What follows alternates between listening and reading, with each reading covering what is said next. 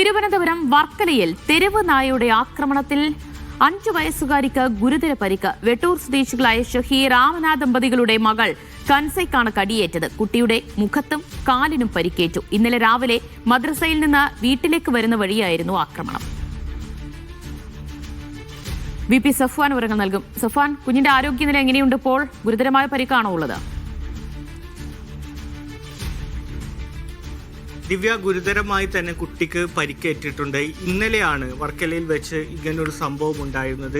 ഈ കുട്ടി രാവിലെ മദ്രസയിൽ പോയി തിരികെ വരുമ്പോഴാണ് കുട്ടിക്ക് പരിക്കേറ്റുന്നത്. വർക്കല വെട്ടൂർ സ്വദേശികളായ ആമിന ഷഹീർ ദമ്പതികളുടെ മകൾ 5 വയസ്സുകാരിയായ കൻസക്കാണ് ഈ മുഖത്തിനും കാലിനും ഒക്കെ തെരുവുനായുടെ കടിയേറ്റത്.